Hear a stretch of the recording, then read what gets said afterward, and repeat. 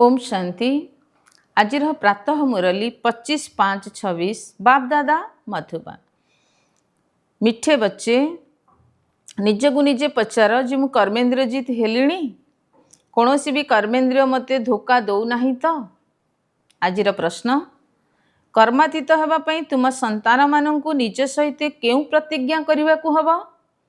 उत्तर, निज सहित निजे प्रतिज्ञा कर कौन सी भी कर्मेंद्रिय केबे भी चलायमान न हुंतु। मते निजर कर्मेंद्रिय मानू अधीन रखा हब। बाबा जो सब निर्देश देइछन्ति सेगुड़ी को कार्यकारी करने को हब। बाबा कहते मिठे बच्चे कर्मातीत होगाकू हेले कौनसी भी कर्मेंद्रिय द्वारा विकर्म कर नहीं। माया बहुत शक्तिशाली, आखि बहुत धोकेबाज, से निजकू संजतरे रख। ओम शांति।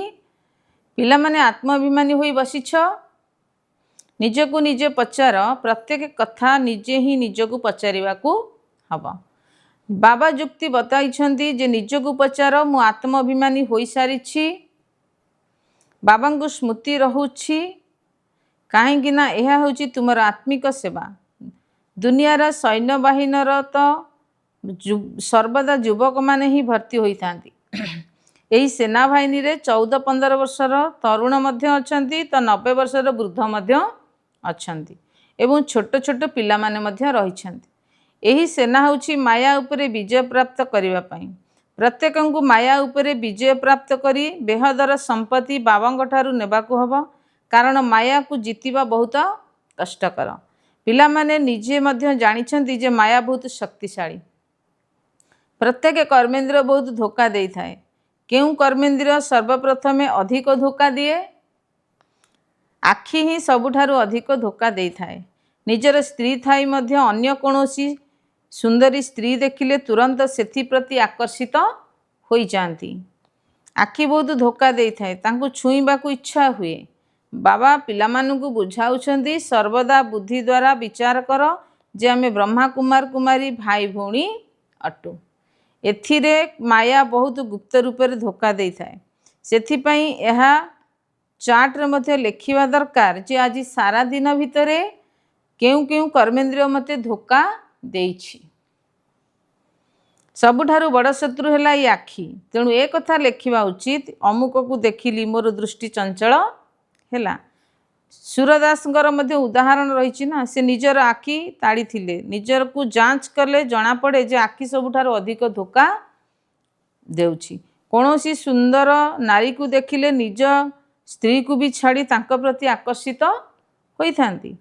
जदि कई गीत गाइबारे होशियार होइथिबे, कहार श्रृंगार भल होइथिबो, तो आखि तुरंत चंचल होई जिवो।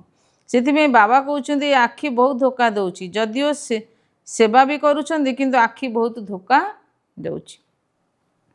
तेणु यही शत्रुर पूरा जांच करने को हब, नचेत बुझा हब जे मु निजर पद को भ्रष्ट करुछि। बुद्धिमान पिला माने निज डाकरारे निज डायरी रे नोट करवा उचित। अमुक को देखिलु तो आमर दृष्टि खराब है, तेणु निजे निजको दंड देवाकू हब। भक्ति मार्ग रे मध्य पूजा करने समय जदि बुद्धि अन्य कुआड़ को पलाई जाए तेबे निजको चुमुड़ी दियंती। तेणु यही जदि एपरी कौनसी भी स्त्री आसुछि, स्त्री सम्मुख को आसुछि, तेबे दूराई रहिबा उचित। छिड़ा हुई रहिबा अनुचित। आखि बहुत धोखा दे थाए, तेणु सन्यासी माने आखि बंद करि थांती।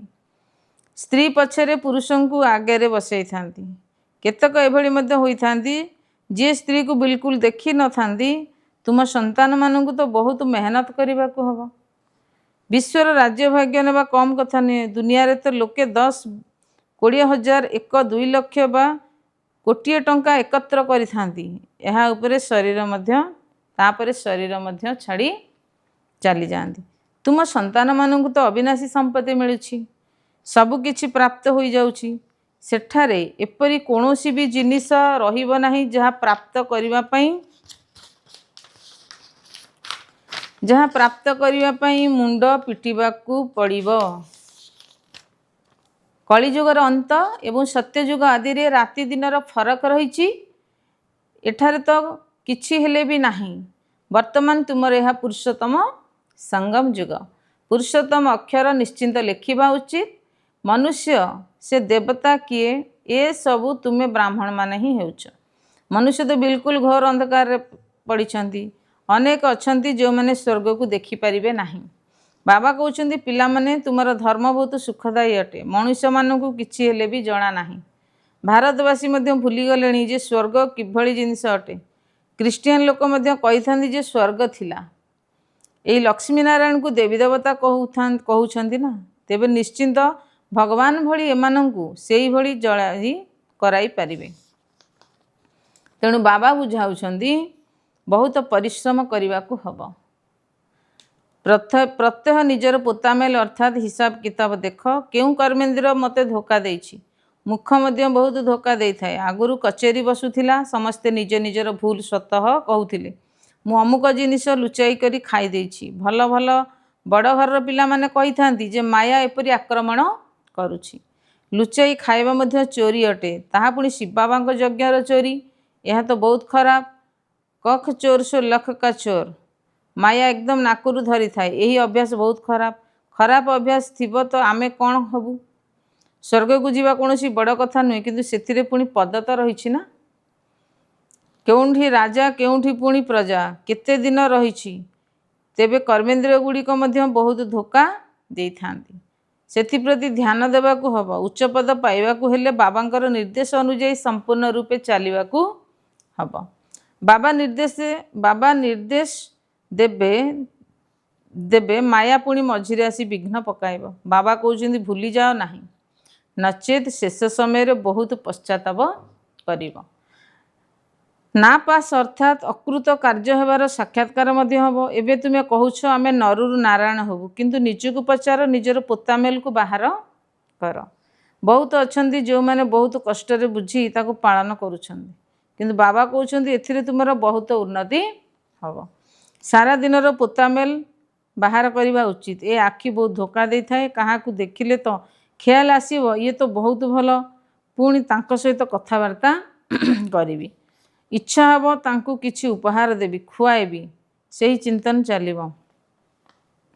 पिला माने बुझुछंती एथिरे बहुत मेहनत करिया को पड़ियो। कर्मेंद्र बहुत धोखा दे थाए, कारण रावण राज्य अटे ना। बाबा कहउछंती स्वर्ग रे चिंतार कोनोसी कथा रहिबो नाही, काहेकि ना रावण राज्य ही नाही।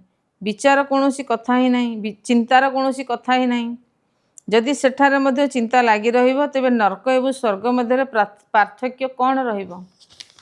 तुमे संतान माने बहुत उच्च पद पाइबा पई भगवान को पाखरे पाठ पढुछ।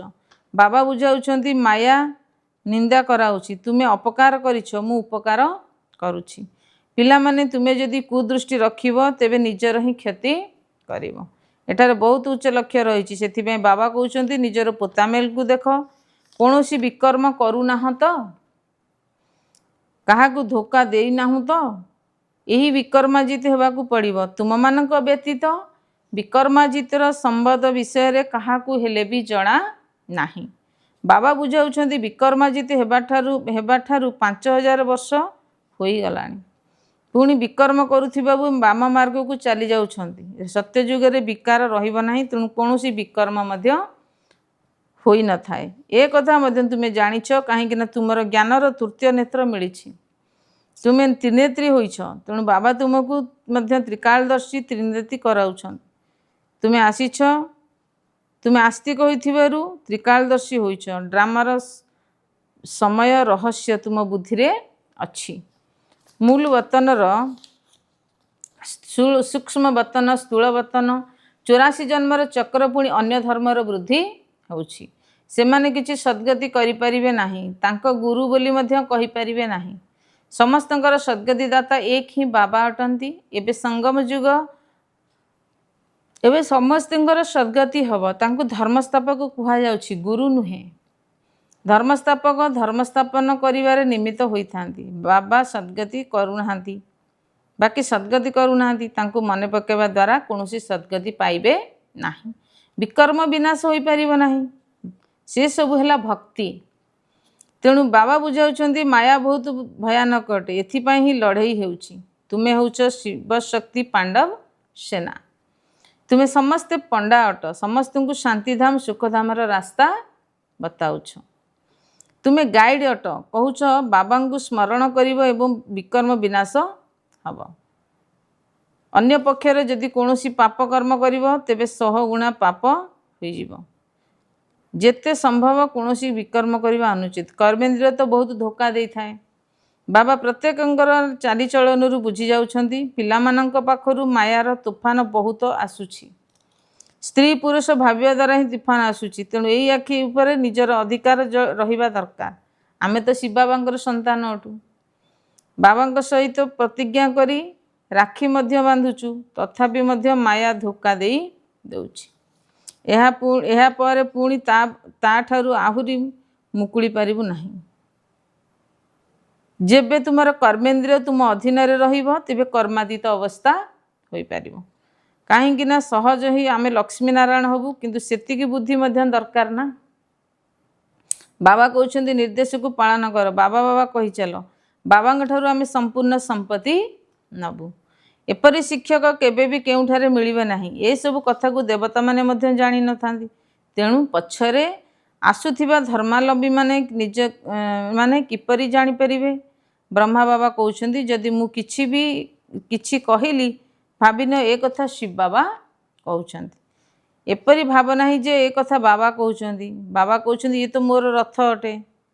ଇଏ କ'ଣ ଦେଉଛନ୍ତି କି? ତୁମମାନଙ୍କୁ ମୁଁ ରାଜତ୍ୱ ଦେଉଛି। ଏ ରଥ ଦେଉନାହିଁ। ଇଏ ତ ବିଲକୁଲ ବେଗର ଅର୍ଥାତ୍ ଭିକାରୀ।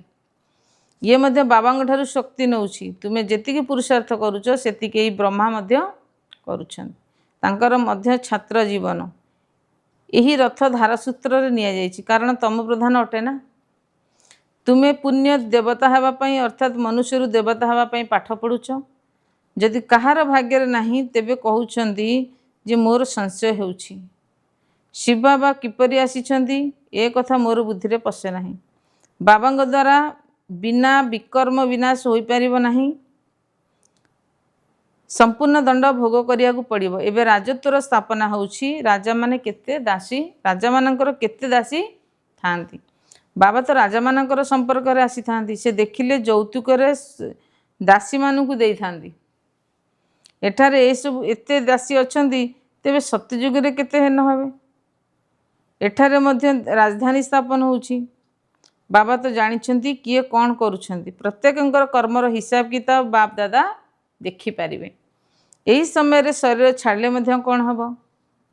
ଅନ୍ତିମ ସମୟରେ କ୍ରମାନୁସାରେ ସମସ୍ତଙ୍କର ସଦ୍ଗତି ଅବସ୍ଥା ହେବ। ତେଣୁ ଏହା ଏକ ରୋଜଗାର ଅଟେ। ରୋଜଗାର କରିବାରେ ମନୁଷ୍ୟ କେତେ ବ୍ୟସ୍ତ ରହିଥାନ୍ତି। ଖାଦ୍ୟ ଖାଇଥିବେ, ଟେଲିଫୋନ୍ କାନରେ ରହିଥିବ। ଏପରି ମନୁଷ୍ୟ ତ ଜ୍ଞାନକୁ ଧାରଣ କରିପାରିବେ ନାହିଁ।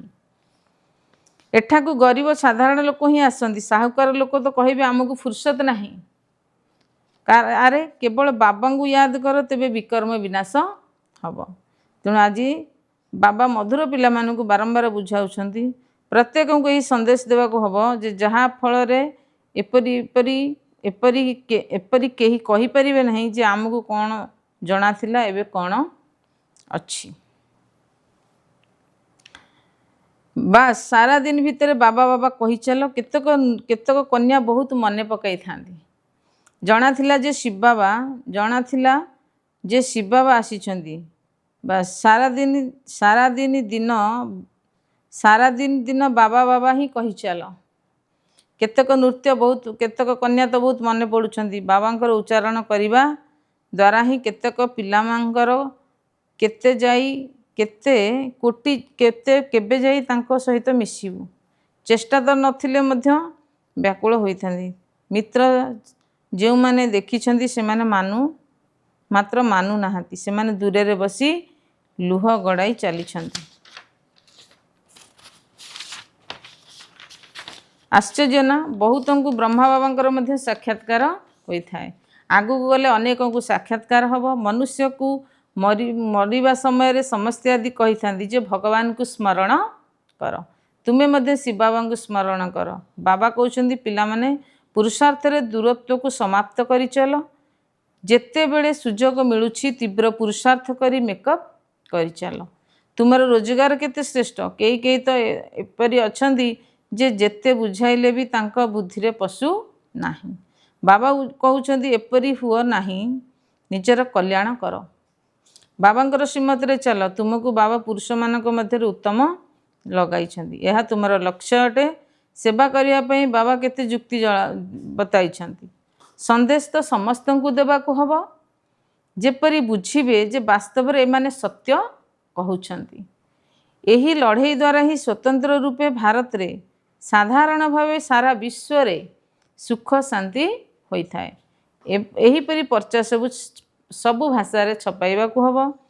भारत केते बड़ अटे, तेणु प्रत्येक यही कथा जानिबा उचित। एपरि केही कहिबे नाही जे आमे जानि ही पारिलु नाही। तुमे कहबो अरे उड़ा झजुर फॉर्म पकेलु, खबर कागज रे बाहर कलु, तुमे जागृत हलो नहीं, ए कथा मध्य देखई दिया जाइछि। अच्छा, मिठा मिठा शिखले दे संतान मानक प्रति मात पिता बाप दादांकर मधुर स्नेह संपन्न शुभेच्छा एवं सुप्रभात। आत्मिक पितांकर आत्मिक संतान मानकु नमस्ते। आत्मिक संतान मानकर आत्मिक पितांकु नमस्ते। नमस्ते बाबा, नमस्ते। धारणा पाई मुख्य सारांश 1 नंबर, निज भितर जहाँ किछि भी खराब अभ्यास रही से गुड़ी को जांच करी बाहर करबा पाई मेहनत करबा को हबो। निजर सच्चा सच्चा चार्ट रखिबा को हबो।